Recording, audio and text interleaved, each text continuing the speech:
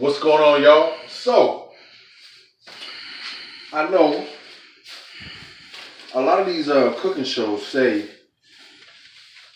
they'll have cooking shows about budgets and and and how people can afford and they have a better way on how you can afford decent food. Well, I'm gonna show you what it really is like because I don't have a lot of money and I too shop with a budget. But as we go longer into my segment into my life, we'll get better at using more nutritious vegetables. But I just want to show you that I'm good with using what I have. So I got these chicken thighs on sale for a good price. It was eight of them for like $4.25. Can't beat that. It's just good deal. I like chicken thighs. They're tender, they're moist, and rarely ever are they dry, unless somebody completely has no clue what they're doing. So, these have been soaking in salty water. I like doing it. It's like a brine. Gets the meat ready to be cooked. I like soaking it in that salty water. Sometimes I'll add some citrus. Okay? And I want to give them a final rinse off before I put them in the egg wash. And this is a process because I like my chicken to be good. You can take any old kind of cut of meat, as long as you treat it well and well executed in cooking it, you'll be alright. So what I got here is some Mexican oregano. It's always cheap, but it's a good seasoning. I have 6 eggs. All right, and I put about a tablespoon of oregano. Okay, and then what I have here is some Mexican chicken fajita seasoning, which is really good, especially with chicken. All right, and again, I put about half of a tablespoon in here. All right. Okay, and then for the color and a little bit of spice, it's not really too spicy.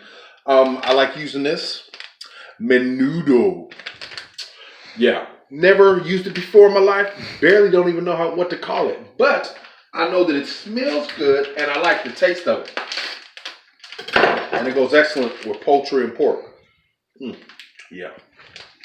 All right, and I'm just putting a teaspoon of that in there. Okay, got a teaspoon of that in there. All right. Now, it's time for the whip-appeal.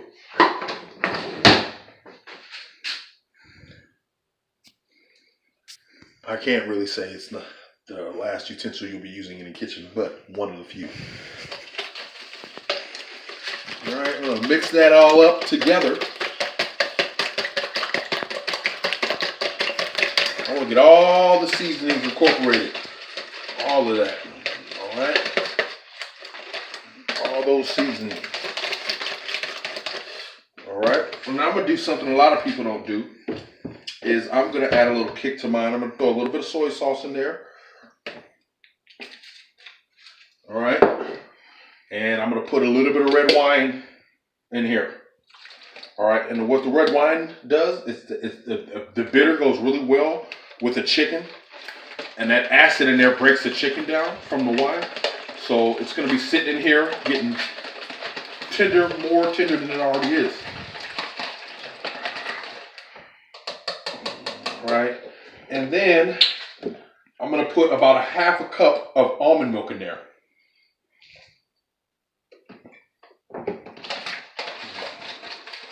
Almonds give the chicken a good, nice, nutty flavor, which I'm looking for. All right. Then I take my rinsed chicken thighs, skin and all, and I set them in here.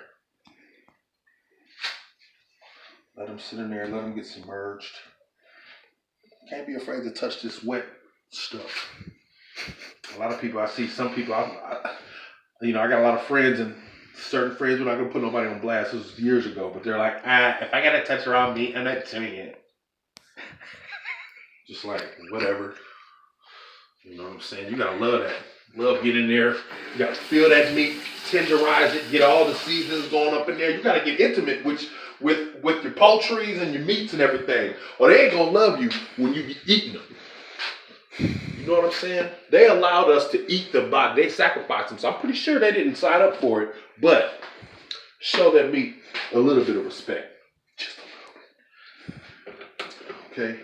Now I'm gonna soak this, and I'm gonna soak this. This is for dinner. I'm always prepping. You prep. Always good idea to prep something the night before, especially if you want it to go right and to make it easier for yourself. You know, take 25, not even that, minutes to prep something.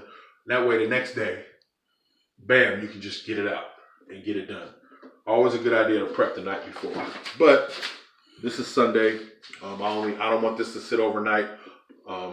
This only needs to sit for about maybe 2 to 3, 4 hours to get a good soak. Oh, one most important thing I forgot to do is, since it's not going to be sitting overnight, I stabbed the chicken,